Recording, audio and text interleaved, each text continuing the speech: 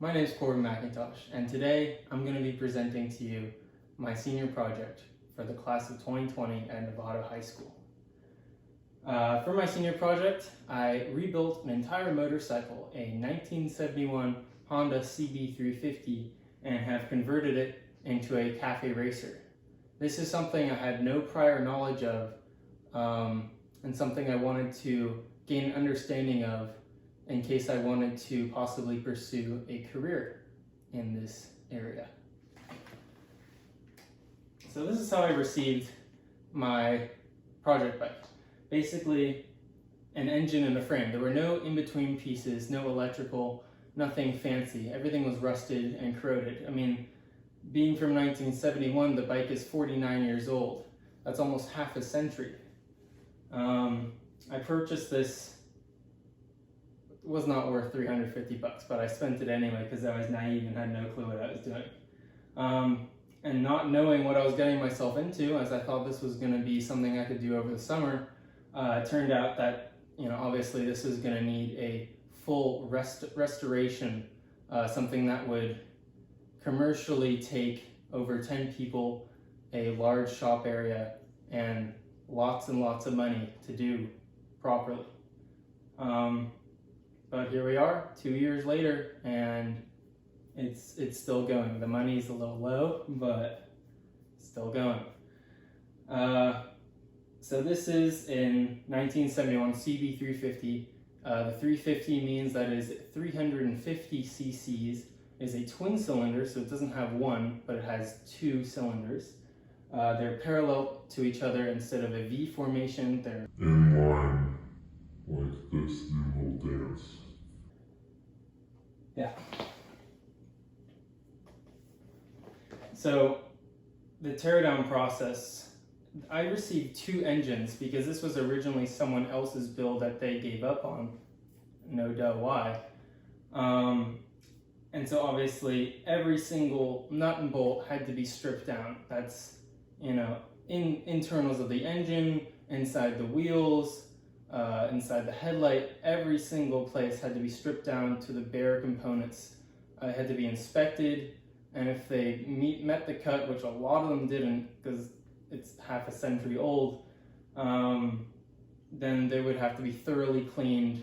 Now again, if you had a professional shop and you're actually doing this the right way, you would have a parts cleaner. I had none of that equipment. I had to use dish soap and elbow grease and destroyed an entire laundry room in the process. So yes, this is a thorough cleaning. So this teardown process to get everything as you see it here individually into its sole components, labeled in little baggies, took over a year to do with just two engines alone. This isn't even including the electrical, the frame, any of the hardware components other than the engine. So over 2 years, that's how long it took. So yes, cleaning, of course, we don't have any of the proper tools around here. We like to use, dish soap and elbow grease. That's how every single component on this bike was cleaned. Something I did actually invest in was a sandblaster. So a sandblaster is something that gives something a brand new finish. Now you can only really do this on metals as it takes a light surface area off, exposing what it would be like coming out of the factory without all of the corrosion that's built up for over 50 years. So I did this mainly on the engine castings, but did a lot of other things, miscellaneous items throughout. So here you can see that it really gives it a matte finish, something that's brand new from a casting. Basically what happens is it shoots little glass pellets into the metal, making little craters, and those craters build up to produce a brand new finish. And so this is a nasty process. You get glass media everywhere. It's awful. But yeah, that proved to be a very valuable tool. So after sandblasting, after getting all your prep work done, I had to go in with everything that I couldn't, take to a shop and get done professionally. I did myself using rattle cans, which is very amateur like, but this took, again, a lot of detail and diligence to get done properly. So that means that, yes, it would have to be prepped properly, so cleaning and sandblasting, but you would also, afterwards you have to put on 3 coats of primer, wait a day or so, sand it down. If it needs more primer, you do that, but if it passes the inspection, then you have to go on to 3 coats of paint, wait 3 days, and then it gets cooked in my mother's oven, which now smells of oil and 50-year-old rust. So our food's great now. Also now polishing aluminum. This was a hard process as well. Probably the hardest process of manual labor throughout the entire project, because taking something that's been oxidized over 50 years, that takes a lot of this motion and a lot of calluses and blisters, and a lot of screaming and pain. But it's worth it in the end. As you can see, a lot of nice polished cases. There's a lot more on the back side, which you can't see. But taking something down from the oxidation that it was to this takes, you have to go from 80 grit, 200 grit, 400 grit, 800 grit to 1500 grit. And then I also invested in a buffing wheel, which is essentially an angle grinder with a special wheel on it that you can use to polish and get that final stage. So each stage in here took about 20 minutes. So that's roughly, 3 to 5 hours per piece, which is mind-numbing, but I did it somehow. Some other modifications that I did were mainly the new frame hoop, which replaced the original rear fender, which is really ugly. I don't know what they were thinking back in the 70s. Design was not up to today's standards. So that's been welded in. Also a new kickstand lug, because prior to reassembling everything, I decided to install rear sets, which place your feet instead of higher up on the bike. They place them further down like a MotoGP racer, so it gives you more of a racy vibe to it. So the kickstand had to be relocated for that. That's all the welding work that had to be done prior to painting everything. So when I did paint it, I actually was able to make friends with a company up in Santa Rosa, and they did a lot of the professional powder coating for me. So that was really nice of them. They did an absolute great job. I believe it's MTC Miller powder coating. They were great. They did a lot of parts for me, including the top triple tree, the swing arm, the brake hubs, the fork stanchions, a lot of miscellaneous parts that I couldn't do myself. And so they basically have an industrial oven after they cook these large parts that I can't fit in my oven. If I could try, my mom wouldn't like it anyway. But basically, so they have this huge oven that's, the size of a building, and they're able to cook on the paint to these larger parts. So they did a great job. It's really durable and it's holding up great. So getting back into the reassembly process, the first thing that you really have to do is you get your hands dirty working with the bottom part of the engine, and you work your way from the top. So, there's so many resources online. There's a lot of manuals. I actually printed out a factory manual that, took, I think, about 300 pieces of paper. So it gives you a lot of instructions. There's not as many as you really need. You need a lot of prior knowledge in order to do this. But this was actually done inside my bedroom and really stunk up the house. So that was a great process as well. But it really took a lot of prior thought, because you still have to think, this engine's been running now for, let's say it got a 20-year lifespan. That's 20 years of a piston going up and down 9,000 times per minute. So there's a lot of wear internally. So a lot of it had to be inspected, and in my case, I had to take it to a machinist to get the cylinders bored and the valves chopped up properly. So I had a 1mm overbore, which required 1mm overbore pistons. So those were new components.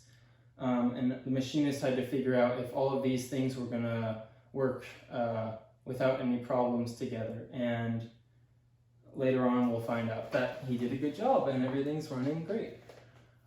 And so this was fun to reassemble. I was finally able to see some of my hard work put in throughout the last year or so coming together. So this is the bottom end of the engine where the transmission, the crankcase, and the pistons are. This is the top end where the valves, the camshaft, and the cam lobes are. So there's a lot of timing and certain very accurate measurements that have to be made here to see if parts are going to still be able to be used. Now we're talking thousandths of an inch using a micrometer and a caliper, so those are very precise measurements. So up to this stage I was crossing my fingers hoping that everything met spec and that when it was put in the frame everything would be fine. So here's the engine being put in the frame. This really requires 2 people, but I was able to do it not only with myself but also a sore back afterwards, so that was great as well.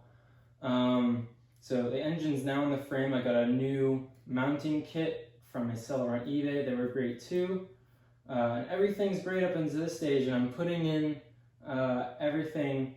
I have a lot of the electrical done, and I'm putting in the last spark plug, the right spark plug, and instead of threading in, it slips in. Now, that was awful. I almost just passed out right there because that meant that the engine had to be taken out of the frame, stripped down, get the cylinder head, take it to a machinist, they insert a plug, and then you have to reassemble everything. And so that was pretty awful, but it's back in the frame now and everything's fine.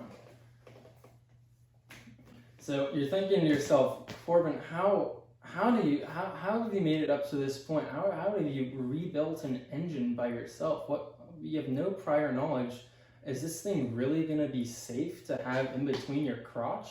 Now, I was thinking the same thing, and so that's why I found this website, HondaTwins.net, and they're great. They have so many of these guys that do this for a living, and they're just out there, they're documenting their own processes, but they're also helping out others. So they recommended that I start a project log, which has been going now for 2 years, and it has weekly updates. I do 2 updates a week, which consist anywhere from 3 paragraphs to 7 paragraphs with countless images. I could be asking questions. I could be doing a product review. I could be showing an installation guide, whatever it may be. But a lot of the people on there have been really helpful in guiding me. They've solved a lot of my problems that it would have taken me months to figure out otherwise. So it's a very great community and a really great resource that I found. A lot of great mentors on there for me, and they're free. They're free just to ask questions. They're great people, so that's really helped me throughout the process. And I've actually used this instead of Instagram to have as my blog. It has over 30,000 views now, and so it's something that's acquired a lot of media attention because I'm someone that's basically doing an old man's hobby. There's not a lot of people in my generation that are reassembling 50-year-old motorcycles. I mean, a lot of us are just kind of playing video games and doing that sort of thing. So a lot of the older, at least that's what the older generations see. So a lot of these older guys really take a shine into this, and they think it's great, and that's why they help me out so much. And so, yes, there's this great media attention. And so further on in the process, I was actually able to use this to my advantage. And I thought, well, if I have all these eyes viewing my process, why not, try and use that to my advantage to try and fund some of this stuff. So eventually I formed some sponsorships with a couple of companies that were able to supply me with parts either free or at a discounted rate. And I was able to, in exchange, do a write-up and an installation review, whatever it may be, on my project log. So I have gotten these companies here. I think I've done 5 in total. These are the 3 biggest ones that I've done various write-ups for and exchanges. So Rick's Motorsports Electric, they've helped me. They're based out of, I believe it's Louisiana, and they're internationally known for a lot of their restoration products that bring a lot of older bikes up to the more modern specs so that you can be getting better electrical flow that a lot of the modern components would need otherwise. And so they supplied me with a new rotor and stators. That's basically the things that supply the current and the energy, and a new regulator rectifier. And so now I'm able to run this new headlight, which is an LED and has a projector unit in it that I got from Novato, which is based in Southern California. So they helped me out. Let's see if I can show you guys how bright it is. So there's the low beam. That's probably brighter than the high beam would be on the stock halogen bulb. There's the high beam. That's pretty bright. And turn signals, they also supply me with those. Again, very bright. There's in the rear too. I don't know if you can see it in the horn. Loud. It kind of sounds like a little clown bike, but it's okay. And then Central Wheel Components, they're actually international. They're from the UK, and they supplied me with the spokes to lace up the wheels. Now, that was a really interesting process because the original spokes were zinc plated. They weren't something that was going to be resistant to weathering.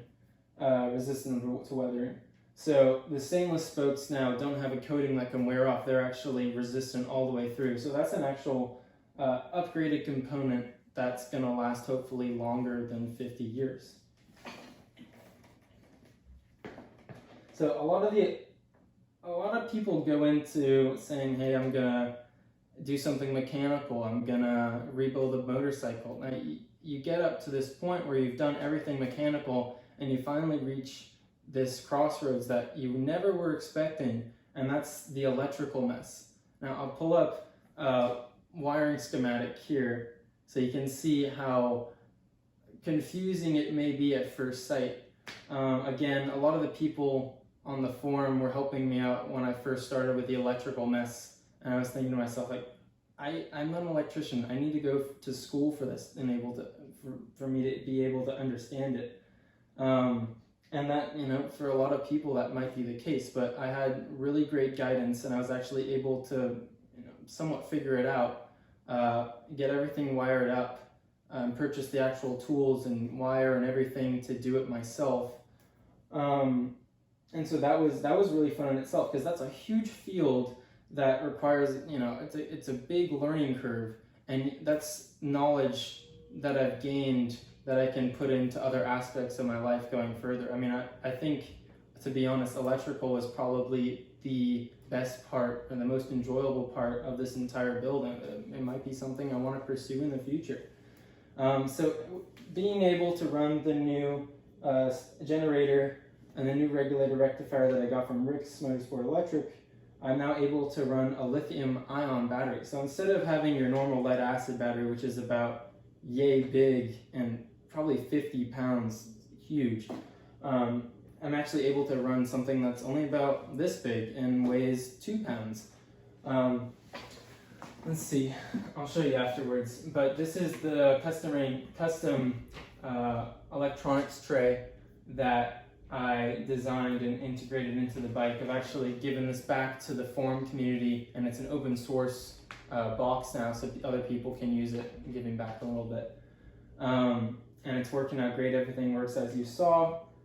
And so having the lithium-ion battery, that's almost bringing this bike up electrically, where a modern bike, a 2020 model that's fresh from the factory floor, it's almost bringing it up to that level of spec. So bringing something that's 50 years old up to the future, up to the present, is something really nice to have. It's almost like you've time traveled and you've brought something from the past back to now. So that's really cool to have, and to be able to have this restoration mod, resto mod, kind of feel to your build. And so this is another process I've learned, and this was last week, and this was today. I still have fiberglass in my hands, in my clothes, in my eyes. It's in my sheets. It's everywhere, and it's just little tiny pieces that just poke at you, and it's awful. But it does a really good job, and it made a really nice seat. Now, of course, my seat, it's not going to be red. That looks disgusting. What is this, a Captain America bike? I mean, it's going to be finished. It's going to have some sanding, which I'm dreading doing because I know the process now. But that I've been doing this the last couple of days, making a custom seat because of all the frame modifications that I showed you previously with the rear hoop. So the original seat wouldn't work, and it wouldn't really look that good either. So I'm having that. I'm trying to custom do that right now. That's been a process, but it's about. I'm about through the worst of it, and so that was fun to learn. And again, that's something I can use later on in life. It's a new skill that I've learned. So about a week ago, I invited everyone down. I thought, I have the electrical done, I have the mechanical done. I can now finally see if all my hard work's gonna pay off. And I invited everyone down into my driveway to see, hey, you want to see the smile on my face that's gonna come up when 2 years of hard work's been put in. It's finally gonna show itself. It's gonna be a huge revealing moment. And some people came down from Petaluma, all around Novato, and I pushed the starter button and it didn't work.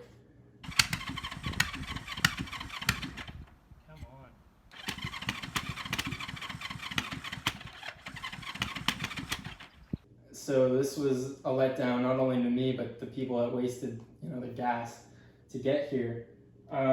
This was really a tough moment for me because I thought 2 years of what I've done has to be redone, and that killed me. That was awful. I hopped on the forum. I told them what was wrong. I showed them the video, and they immediately figured it out. So within a day, I fixed the issue, did a little bit of tinkering, fixed the issue, and headed outside. No crowd this time, for obvious reasons.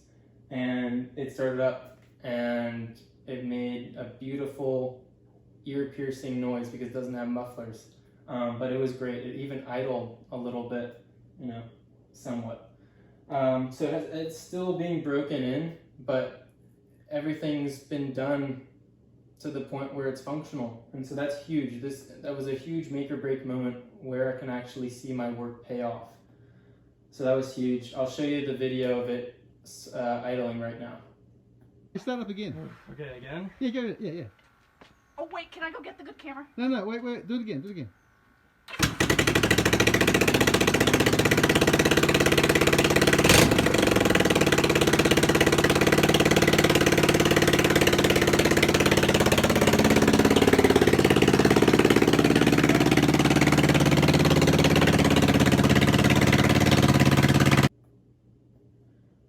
Okay, thank you for watching. This has been Corban McIntosh's senior project. I hope it was enjoyable and not too long. It's probably too long, but hopefully it was enjoyable. Alright, see you guys. Bye.